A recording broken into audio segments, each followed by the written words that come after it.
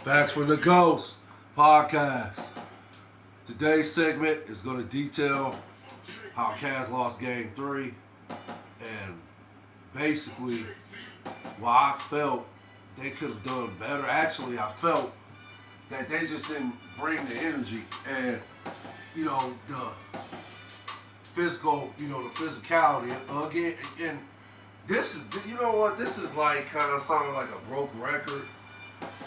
Because again, for me, today's NBA, it's just all over the place for me. And I'm not going to even talk about, how the vintage days, nostalgia. I'm not going to talk about, when I was coming up, growing up in the 70s. I was born 1973, of course. So, okay. From the time, and to be honest, I watched basketball, but I didn't even start actually playing basketball until I was 13. I didn't start getting into basketball, and I didn't fall in love with basketball until the age of 13.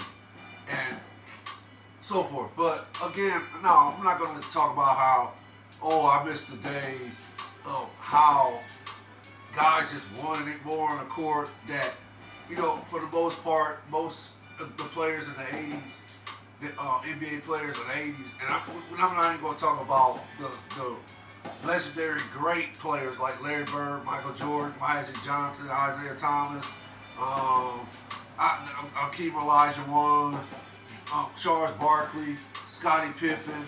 I could go on and on. Larry Bird. I could go on and on and on. But I'm not even gonna bring that to the forefront because again, for me, I'm sounding like a broke record. Constantly keep talking about the physicality level that, and it's not just the Cavs, in my opinion. And I could be wrong about this, but I actually feel I'm right about this because if you watch today's NBA, I really don't know who, has that dog in them really. I mean, yeah, you can, for the most part, if you look at the Giannis's, the Steph Curry's, the Klay Thompsons, Draymond Green, Jamal Murray, Jalen Brunson, Jimmy Butler, Joel Embiid, of course LeBron James. I mean, yeah, those guys in particular, I believe they play with that dog mentality, that will to win. They display a killer instinct, not quite on the level of Michael Jordan, because to me, Michael Jordan is the greatest that ever displayed that type of mentality when it came to winning championships. But yeah, I think those guys I named, for the most part, they display that killer instinct, that will to win, that dog mentality, that wolf mentality, lion mentality, whichever adjectives you want to use to describe a competitor's will to win a game or to win a championship at the highest level.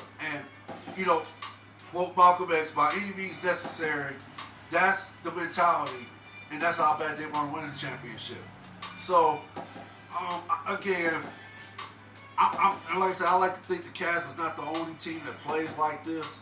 The players, I like to think that, they're not the only players that play like this. And coaching, yeah, we know what it is. Like I said, it's an up tempo game now. And the object of the game is shoot high volume threes.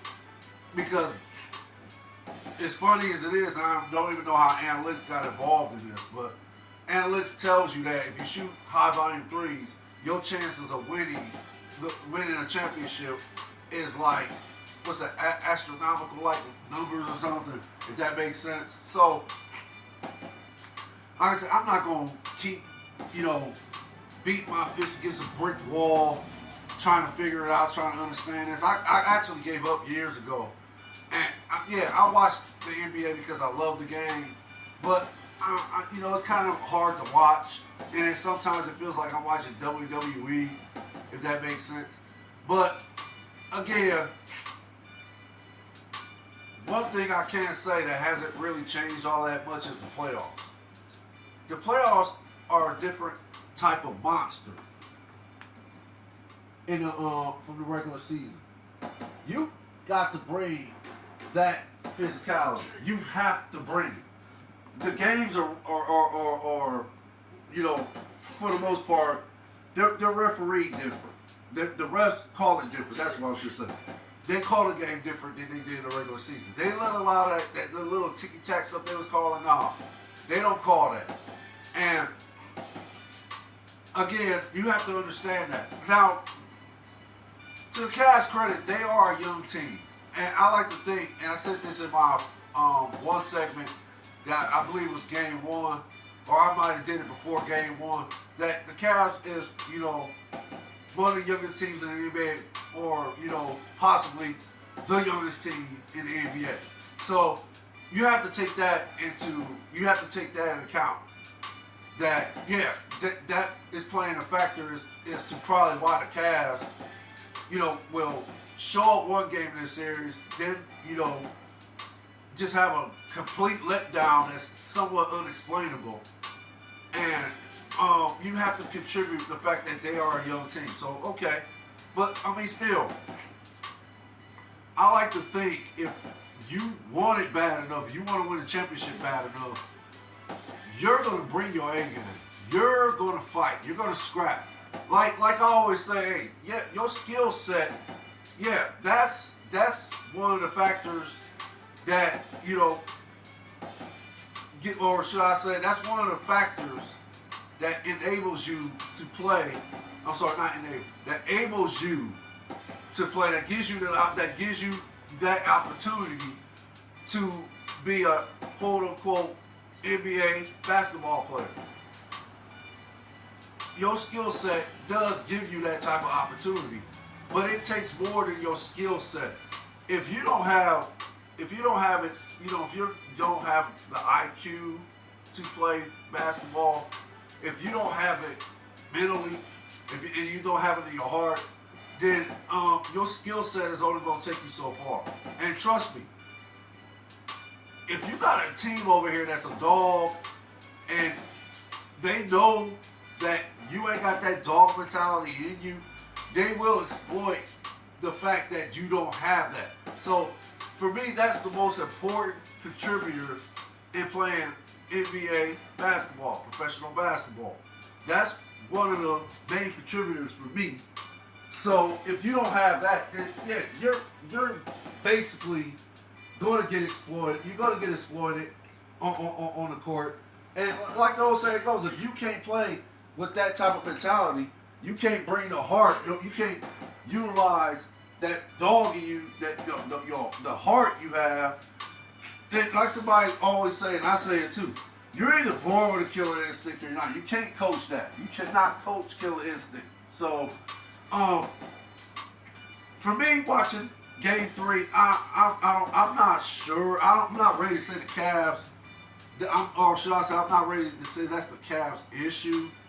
As far as that, if they got that dog mentality, the mental toughness, and the heart to compete with the Knicks, because really, this is why the Cavs are losing this series so far. This is why they're down 2-1, in my opinion.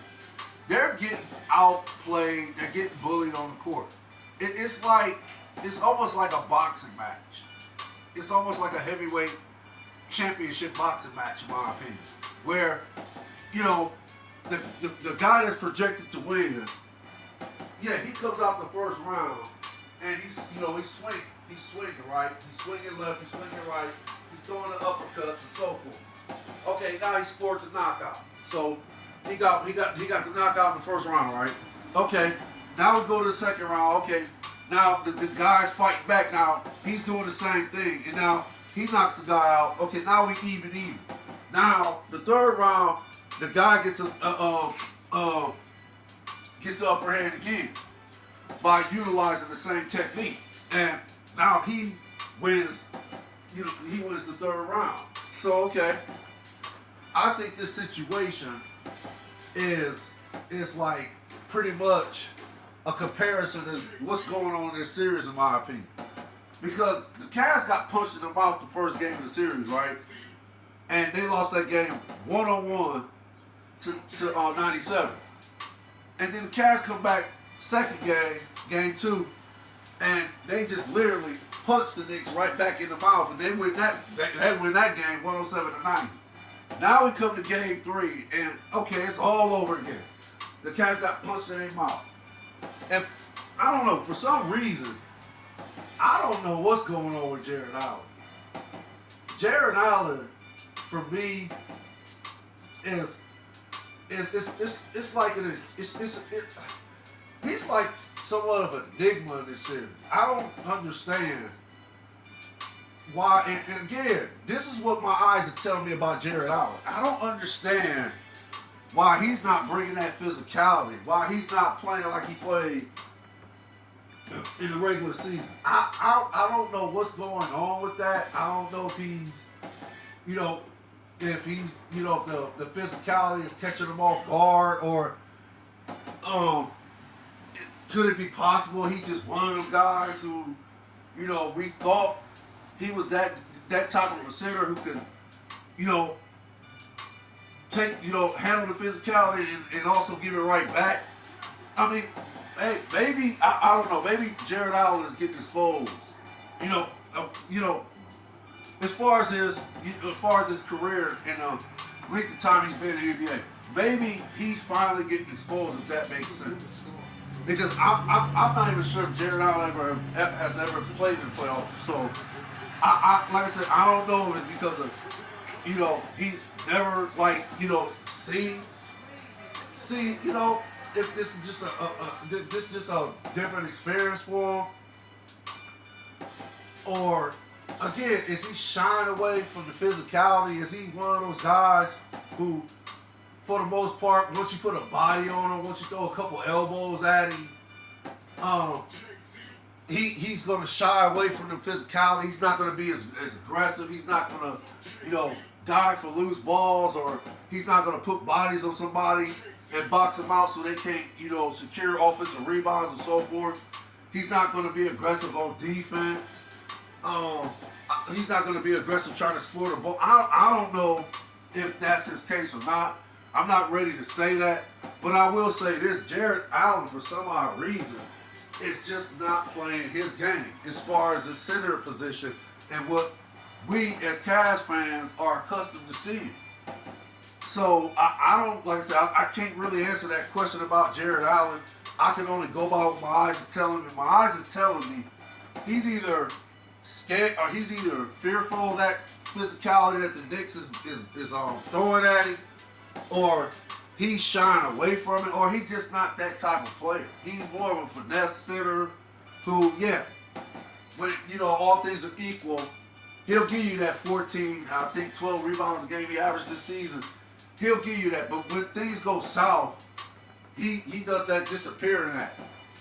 And again, keep in mind in game 1, he only had three rebounds, right?